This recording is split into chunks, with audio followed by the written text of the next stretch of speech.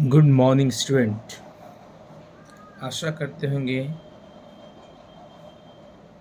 आप सभी सकुशल खुश होकर अपने दिनचर्या को व्यतीत कर रहे हैं। आज हम लोग हिंदी व्याकरण के महत्वपूर्ण भाग समास का अध्ययन करेंगे। समास से बहुत सारे प्रश्न हमेशा पूछे जाते हैं, तो आइए हम लोग समास का परिभाषा, समास का तात्पर्य क्या है, समास का अर्थ क्या होता है, समास विग्रह क्या है, समस्त पद क्या है, समास के भेद क्या है, इन सारे भागों का इस वीडियो के माध्यम से हम लोग अध्ययन करेंगे। तो जैसा कि बताया गया है, समास का तात्पर्य अर्थात संक्षिप्तीकरण। समास का तात्पर्य है संक्षिप्तीकरण। हिंदी व्याकरण में समास का शाब्दिक अर्थ होता है छोटा रूप। जब दो या दो से अधिक शब्दों से मिलकर, ध्यान देंगे यहाँ, जब दो या दो से अधिक शब्दों से मिलकर जो नया और छोटा शब्द बनता है, क्योंकि शुरू में बताया गया है कि समास का तात्पर्य है संक्षिप्तीकरण से, अर्थात नया और छोटा शब्द बनता है, उस शब्द को हम लोग हिंदी व्याकरण में यानी हिंदी में क्या कहते हैं? समास कहते हैं। दूसरे शब्दों में कहा जाए तो समास वह क्रिया है जिसके द्वारा हिंदी में कम से कम शब्दों में अधिक से अधिक अर्थ प्रकट किया जाता है। अब आइए हम लोग समास की परिभाषा को जानें। दो या दो से अधिक सार्थक शब्दों के मेल से बने नए शब्द को हम लोग क्या कहते हैं? समास कहते हैं। पुनः एक बार परिभाषा को दोहरा रहा हूं। दो या दो से अधिक सार्थक शब्दों के मेल से बने नए शब्द को समास कहते हैं। समास रचना में मुख्यतः दो पद होते हैं, यानी दो भाग होते हैं। पहले पद को पूर्व पद कहा जाता है और दूसरे पद को उत्तर पद कहा जाता है। इन दोनों से जो नया शब्द बनता है वह समस्त पद कहलाता है। जैसे यहाँ उदाहरण में देखेंगे, राजा का पुत्र बराबर राजपुत्र। तो राजा का पुत्र, राजा यहाँ पूर्व पद है, यहाँ पुत्र उत्तर पद है, और इन दोनों से जो मिला राजपुत्र वह है समस्त पद। दूसरा उदाहरण, रसोई के लिए घर। रसोई पूर्व पद है, घर उत्तर पद है, और इससे जो बना रसोई घर, यह समस्त पद है। यानी समस्त पद ही क्या कहलाता है? आपका समास कहलाता है। अब समास विग्रह क्या होता है? तो समास विग्रह सामासिक शब्दों के संबंध को स्पष्ट करना ही समास विग्रह कहलाता है। यानी जो समस्त पद है उसको हम तोड़ेंगे। विग्रह मतलब क्या होता है? तोड़ना, अर्थात सामासिक शब्दों के संबंध को स्पष्ट करना, यानी तोड़ना, तोड़ के उसके अर्थ को प्रकट करना, वही क्या कहलाता है? समास विग्रह। विग्रह के पश्चात सामासिक शब्दों का क्या हो जाता है? लोप, यानी वह छिप जाता है। जैसे राजपुत्र, राजा का पुत्र। आइए हम लोग अब समास के भेद को जानेंगे। तो समास के मुख्यतः 6 भेद होते हैं। पहला अव्ययी भाव समास, दूसरा तत्पुरुष समास, तीसरा कर्मधारय समास, चौथा दीर्घु समास, पंचमा द्वंद्व समास और छठा बहुव्रीहि समास। तो हम लोग सर्वप्रथम पहले भेद को पढ़ेंगे। पहला भेद है आपका अव्ययी भाव समास। अव्ययी भाव समास, इसमें प्रायः प्रथम पद अव्यय होता है और उसका अर्थ प्रधान होता है, उसे ही अव्ययी भाव समास कहते हैं। इसमें अव्यय पद का प्रारूप लिंग, वचन, कारक में नहीं बदलता है, वह हमेशा एक जैसा ही रहता है। यदि एक शब्द की पुनरावृत्ति हो और दोनों शब्द मिलकर अव्यय तरह प्रयोग हो, संस्कृत उपसर्ग युक्त पद भी अव्ययी भाव समास माने जाते हैं। यानी इसमें ध्यान हमको क्या देना है कि इसमें अव्यय पद का प्रारूप लिंग, वचन, कारक में नहीं बदलता है। दूसरा है एक शब्द की पुनरावृत्ति अगर दोबारा बार बार आ रहा है तो दोनों शब्द मिलकर अव्यय की तरह प्रयोग होता है। तीसरा है संस्कृत उपसर्ग युक्त पद भी अव्ययी भाव समास माने जाते हैं। अब यहाँ बोला गया है अव्यय, तो आपके मन में एक प्रश्न होगा कि अव्यय क्या है, तो हम लोग अव्यय को भी जान लेंगे। व्याकरण पढ़ते समय हम दो भागों में बांटते हैं, विकारी शब्द, अविकारी शब्द।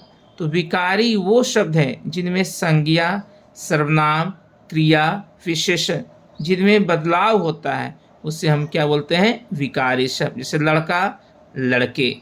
लेकिन कुछ शब्द ऐसे होते हैं जिनमें बदलाव नहीं होता है, वे शब्द अविकारी कहलाते हैं, यानी वही क्या कहलाते हैं, अव्यय कहलाते हैं।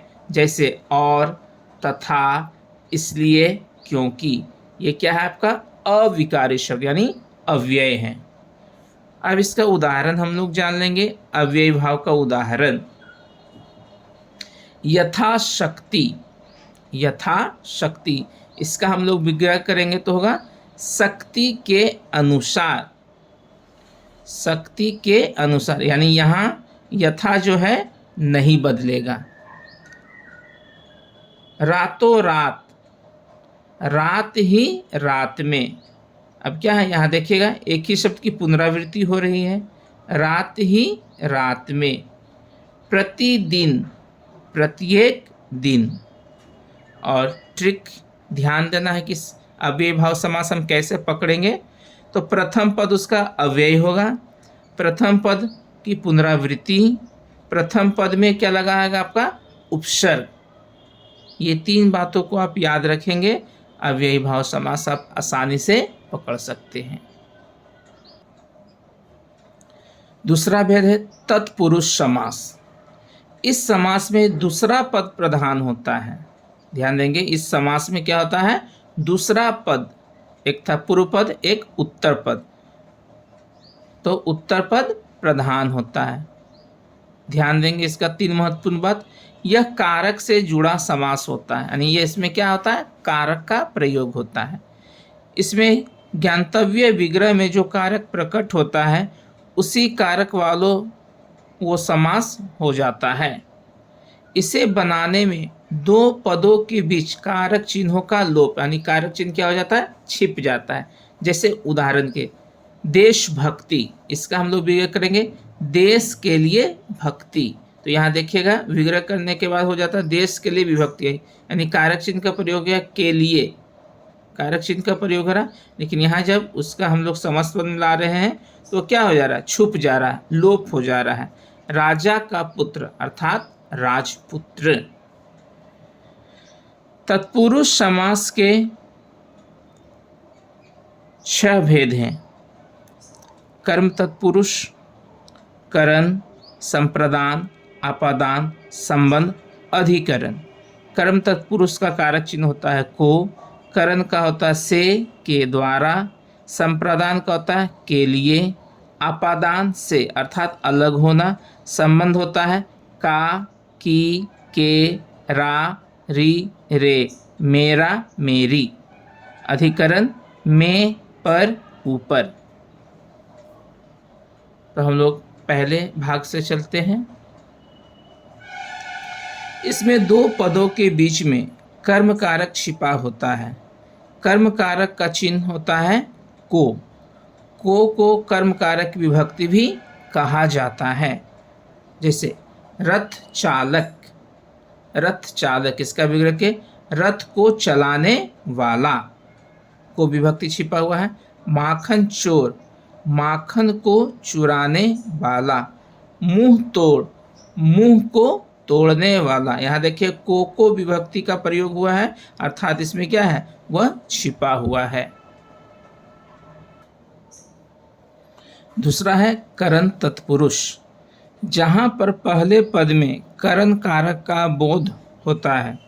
दूसरा नियम, दोनों पदों के बीच करण कारक क्या होता है, छिपा होता है। तीसरा, करण कारक का चिन्ह या विभक्ति क्या होता है, के द्वारा होता है। उदाहरण, स्वरचित, स्व द्वारा रचित। मन चाहा, मन से चाहा। शोकग्रस्त, शोक से ग्रस्त। तीसरा है संप्रदान तत्पुरुष, इसकी विभक्ति चिन्ह क्या होती है, के लिए।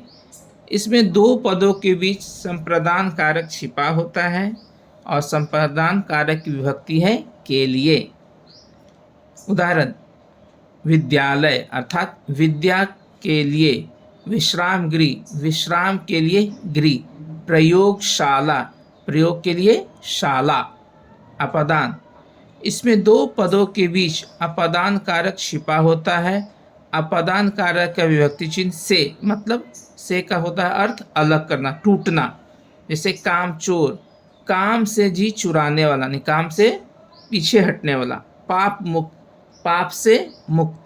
पथ भ्रष्ट, पथ से भ्रष्ट।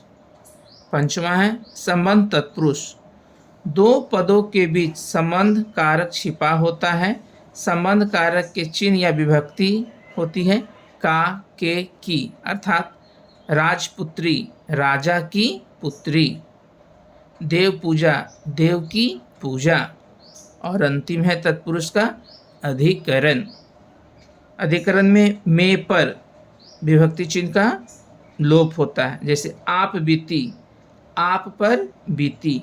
पेट दर्द, पेट में दर्द। घुड़सवार, घोड़े पर सवार। कर्मधारय समास सबसे महत्वपूर्ण समास का भाग। इस समास में उत्तर पद यानी दूसरे पद की क्या होती है, प्रधानता होती है। इस समास में विशेषण, विशेष्य और उपमेय उपमान से मिलकर शब्द बनते हैं। एक ट्रिक है, देसी ट्रिक जिसको हम बोल सकते हैं, आप कैसे लगाकर देखो, यदि उत्तर मिल जाता है तो वह आप पकड़ सकते हो, वह कर्मधारय समास। यानी जो भी समास दिया हो उसमें आप कैसे लगाकर प्रश्न कीजिए। अगर उसका उत्तर मिल जाता है तो आपका क्या हो जाएगा, वह कर्मधारय समास। जैसे मृग नयन, मृग नयन, तो नयन कैसे हैं, क्वेश्चन बना ना, आप कैसे लगा, मैं बोला कैसे लगाकर, नयन यानी नयन कैसे हैं, तो आंसर आपका क्या मिलेगा, नयन मृग के समान है, यानी आंसर मिल गया। अर्थात हम कह सकते हैं वह कर्मधारय समास है। उदाहरण, चरण कमल, कमल के समान चरण। नील गगन, नीला है जो गगन। पीतांबर, पीत है जो अंबर, यानी पीला वस्त्र जो धारण करते। महात्मा, महान है जो आत्मा।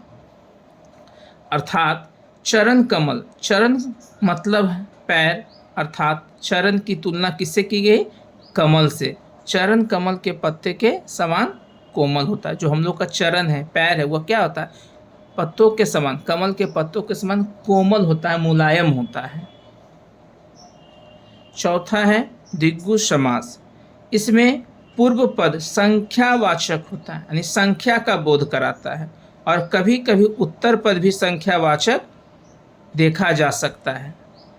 इसमें समूह या समाहार का बोध होता है। जैसे नाव ग्रह, यानी 9 ग्रहों का समूह। दोपहर, 2 पहरों का समाहार। पंचतंत्र, 5 तंत्रों का समूह। आप देखिएगा तीनों उदाहरण में संख्या का बोध कराया गया, 9, 2, 5। जहाँ संख्या का बोध कराए वह किसके अंतर्गत आएगा? द्विगु समास। पंचमा है द्वंद्व समास। दोनों पदों ही की प्रधानता होती है, इसमें कोई पद का गौण नहीं होता, नहीं कोई पद छिपा नहीं होता है। ये दोनों पद एक दूसरे पद के विलोम होते हैं, ध्यान देना सबसे महत्वपूर्ण बात। ये दोनों पद एक दूसरे पद के विलोम होते हैं, लेकिन ये हमेशा नहीं भी होते हैं। इसमें योजक चिन्ह लगा होता है और विग्रह करने पर और आए, विग्रह करने पर होता है। इसका विग्रह करने पर और अथवा या एवं का प्रयोग होता है, जैसे जल वायु, जल और वायु। अपना पराया, अपना या पराया। पाप पुण्य, पाप या पुण्य। नोट करके याद करेंगे या लिख लेंगे। जिन चीज़ों को हम साथ में रख सकते हैं उनके बीच में और रखते हैं, यानी और का प्रयोग कहाँ करते हैं? जिन चीज़ों को हम साथ में रख सकते हैं वहाँ हम किसका प्रयोग करेंगे? और का। जहाँ तहाँ प्रयोग हम लोग को नहीं करते। जैसे जल वायु, जल और वायु, यहाँ हम लोग रख सकते हैं साथ में जल और वायु को, इसलिए हम लोग प्रयोग क्या किए? और। उसके बाद है एक समय में एक ही चीज़ रख सकते हैं, वहाँ हम लोग या का प्रयोग करते हैं। अपना पराया, यानी अपना या पराया। तीसरा, द्वंद्व समास में विपरीत लिंग भी होते हैं, यानी लिंग का भी प्रयोग देखा जाता है, जो क्या होता है? उल्टा होता है, अर्थात विपरीत होता है। और हम लोग अंतिम भाग समास का देखेंगे, बहुब्रीहि समास। इस समास में कोई भी पद प्रधान नहीं होता है। दूसरा नियम, जब दो पद मिलकर तीसरा पद बनाते हैं, दो पदों के मिलन से किसी तीसरे यानी नए पद का निर्माण होता है और उसी पद की क्या होती है? प्रधानता होती है। तीसरा, इसका विग्रह करने पर जो जिसका, जिसकी, जिसके वह आदि आए वह क्या कहलाता है? बहुब्रीहि समास कहलाता है। जैसे गजानन, गज का आनन है जिसका, तो गज का आनन है जिसका अर्थात गणेश। त्रिनेत्र, तीन नेत्र हैं जिसके, किनको बोला जाता है? शिव। लंबोदर, लंबा है उदर जिसका, यानी पेट, गणेश। नीलकंठ, नीला है कंठ जिसका, अर्थात शिव। अब ध्यान देंगे कर्मधारय समास और बहुब्रीहि में अंतर। तो कर्मधारय समास में एक पद विशेषण या उपमान होता है और दूसरा पद विशेष्य या उपमेय होता है। इसमें शब्दार्थ प्रधान होता है।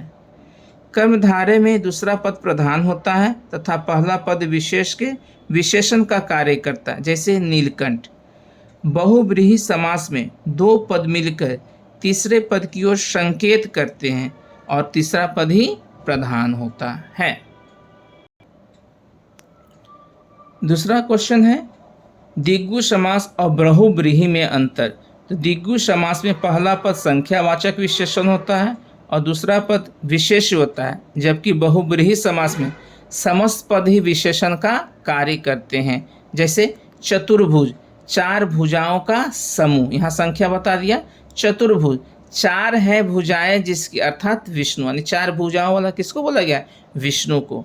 और समास याद करने का 6 जिनके भेद है, प्रमुख भेद को याद करने का आसान ट्रिक है दंदी अब तक, दंदी अब तक, यानी 10 से द्वंद्व, दि से द्विगु, अ से अव्ययी भाषा, ब से बहुब्रीहि, त से तत्पुरुष, क से कर्मधारय समास।